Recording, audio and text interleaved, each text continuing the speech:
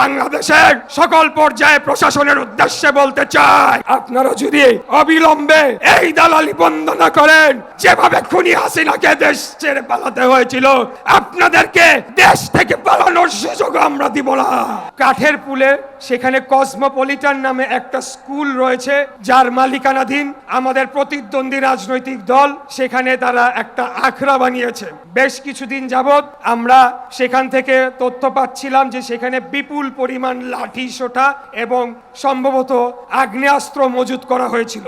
আমরা সেটা বারবার সূত্রাপুর থানাকে জানাই, তারা কোনো কার্যকর পদক্ষেপ নেয় না। সর্বশেষে আমি সূত্রাপুর থানার ভারপ্রাপ্ত কর্মকর্তার সাথে কথা বলি, তিনি আমাকে আশ্বস্ত করেন তিনি এটা দেখবেন। তিনি কি করলেন, তিনি সেই ভবনে গিয়ে ওখানে যারা মালিক পক্ষ রয়েছে তাদেরকে সতর্ক করে দিয়ে তিনি সেখান থেকে স্থান ত্যাগ করলেন। পরবর্তীতে সেটি আমরা যখন জানতে পারি, আমরা আবারও তাদের উপরে চাপ প্রয়োগ করি। ততক্ষণে 4 ঘন্টা পেরিয়ে গিয়েছে। ট্রাকে ভরে ভরে লাঠি সোঁটা স্ট্যাম্প এবং দেশীয় অস্ত্রশস্ত্র সেই কসমোপলিটন স্কুল থেকে আমাদের প্রতিদ্বন্দ্বী রাজনৈতিক দল এবং তাদের ছাত্র সংগঠন সেখান থেকে সরিয়ে নিয়ে গেছে।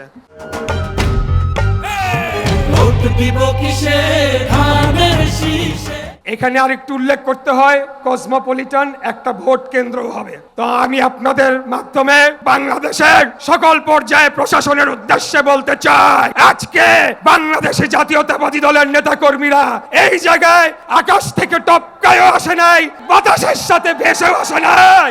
আমরা যুদ্ধ করেছি, লড়াই করেছি, রক্ত দিয়েছি এই বাংলাদেশের স্বাধীনতা, সার্বভৌমত্ব এবং বাংলাদেশের জনগণের ভোটের অধিকার রক্ষা করার জন্য আমরা লড়াই করেছি, যুদ্ধ করেছি। আপনারা যদি অবিলম্বে এই দালালি বন্ধ না করেন, 2024 সালের 5ই আগস্ট যেভাবে খুনি হাসিনাকে দেশ ছেড়ে পালাতে হয়েছিল, আপনাদেরকে দেশ থেকে পালানোর সুযোগ আমরা দিব না। আপনারা ভালো হয়ে যান। আমরা আপনাদের থেকে কোনো বাড়তি সুবিধা চাই না, কোনো কিছুই চাই না। আপনারা আইন অনুযায়ী আপনাদের কাজ করেন। বাংলাদেশের জনগণ ভোট দিয়ে নির্ধারণ করবে আগামী দিনে রাষ্ট্র পরিচালনা কারা করবেন।